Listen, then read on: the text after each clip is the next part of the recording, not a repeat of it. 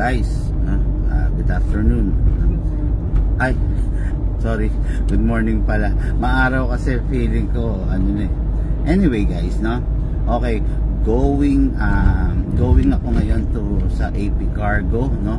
AP Cargo para ipa-ship, no, yung mga item natin na for shipping, 'di ba? Dadalhin natin.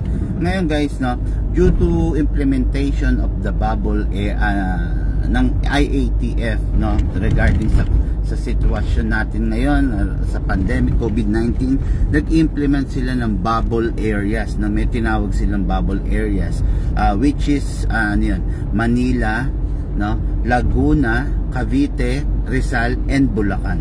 Yan yung mga nakapaligid kasi guys sa Metro Manila, no.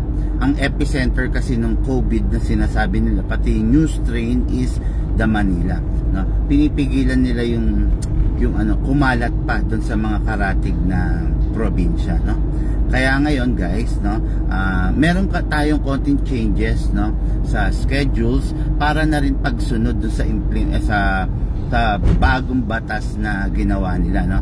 Okay, ganito, no, hindi natin kayang abutin yung ibang lugar like Batangas, no, then Pampanga, Nueva Ecija, Tarlac, pero susubukan natin, no, kasi meron naman tayong mga permit, may business permit tayo, dala natin. So base sa balita, ayan, may mga permit tayo, kompleto tayo ng permit guys, no, business permit. Base kasi sa balita is yung mga business negosyo, 'di ba? Freely, no? Free na makakapag in and out, basta syempre essential goods, no? Try natin, malay mo makapasok tayo para ma-deliver natin yung mga item. Although hindi naman siya essential goods, pero still package siya, item siya na kailangang i-deliver. Bakit hindi? Subukan natin, 'di ba? Okay, para maibatid sa mga client natin yung mga unit na order nila. Okay, syempre kaakibat niyan guys, talagang kailangan mag-iingat din tayo, no? Face mask is a must, di ba? Wala akong mask. Ay di, nagda-drive ako eh. Nandito naman ako sa sarili kong sasakyan. Parang bahay ko to. Pero syempre pag lalabas tayo, kailangan naka-mask tayo, di ba? Okay? Tapos ayun guys, no, tulad nga ng sinasabi ko, magkakaroon lang tayong changes, no. Still, no, pwede nating abutin yan, susubukan natin. Pero if not, kung hindi talaga tayo makakapasok, right now nandito na ako sa Caloocan, pakita ko sa inyo. Nakasara yung camera. Ayan. Nandito na ako sa Monumento Caloocan, nakalabas na ako. Parang normal naman. Ayan, kita nyo, daming tao, daming sasakyan. Ayan, no. Okay, yan, diba? Parang normal pa rin, no? Ngayon, ayun, ang rason ko bakit ako nandito is magpapaship kasi ako ng item, no? Item para sa mga client natin, no? Ngayon, ayun, ang schedule ngayon is going ako ngayon to north, no? Pipilitin kong susubukan ko mag-cross ng border, no? Para maihatid, no? Shoutout ko na lang, shoutout ko, pakipangalan nila. Yan, pipilitin natin, malay mo makalusot tayo or payagan tayo, 'di ba? Kasi magde-deliver tayo guys, no? Kay Sir John Vincent. Okay, Sir John Vincent, no, of Licab, tama, Nueva Ecija, sir. Yun, hindi ako nangangako pero susubukan namin, no? Okay, next. Henner Kayabyab. Si Sir Henner Kayabyab of Tarlac, okay? Kayabyab. Payabyab, okay.